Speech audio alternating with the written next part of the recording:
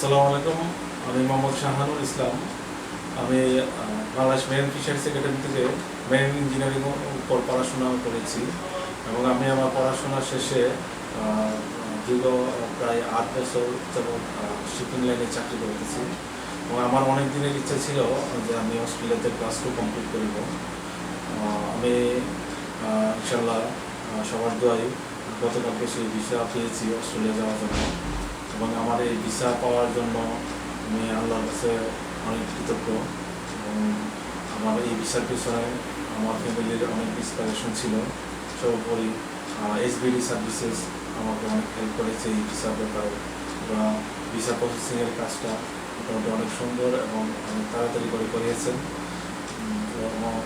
আমি আসলে সবার কাছে দোয়া প্রার্থী, আপনারা আমার জন্য সবাই দোয়া করবেন। আসলে